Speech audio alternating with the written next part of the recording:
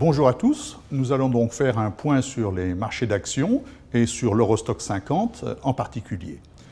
Après une année 2017 record, les marchés d'actions se sont retournés à la baisse en 2018 avec moins 12% pour l'Eurostoxx 50, mais également moins 8% en France, moins 14% en Italie et jusqu'à moins 18% en Allemagne.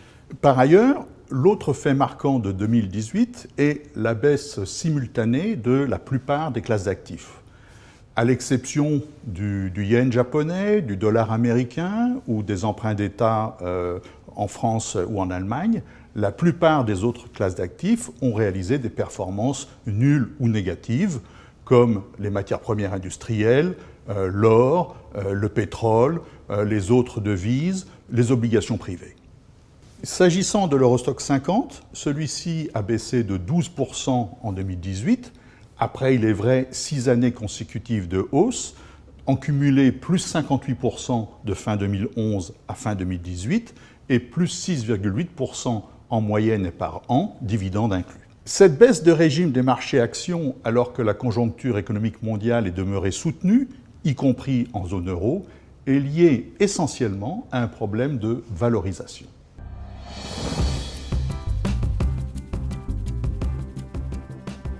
Cette baisse de la valorisation des marchés d'actions est liée à la normalisation progressive des politiques monétaires ainsi qu'aux inquiétudes liées au protectionnisme. En effet, quand les banques centrales ont tendance à resserrer leur politique monétaire, les investisseurs anticipent un renchérissement des coûts du crédit et ou un impact négatif sur la croissance économique à venir. Dès lors, ceci va peser sur l'appétence au risque, peser sur les classes d'actifs risqués comme les actions. Par ailleurs, les effets induits du resserrement de la politique monétaire se sont également accompagnés d'un regain de volatilité. De plus, la zone euro a pâti de façon spécifique des menaces liées au commerce mondial. En effet, avec près de 65% de son chiffre d'affaires réalisé en dehors de son marché domestique, ici la zone euro, contre seulement 30% aux États-Unis pour le S&P 500, la zone euro est particulièrement sensible au ralentissement du commerce mondial ou au ralentissement de la Chine en particulier. C'est d'ailleurs pourquoi l'Allemagne, qui est une puissance exportatrice, est le marché action qui a, en Europe, le plus souffert en 2018. Le graphique ci-contre de l'évolution de l'Eurostoxx 50 en 2018 montre l'incidence des différents facteurs.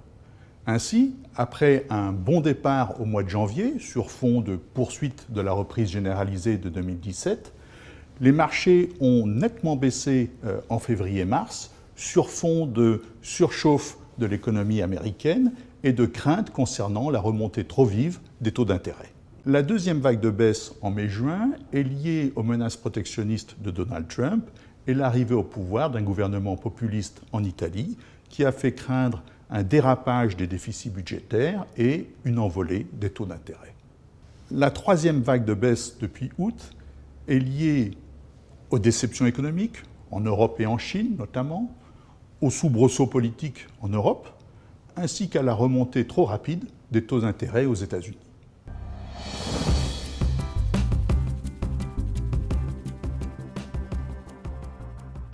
En 2019, on surveillera particulièrement les messages des banques centrales, la BCE et la Fed notamment, l'évolution des négociations tarifaires entre la Chine et les États-Unis, ainsi que le développement du calendrier politique en Europe.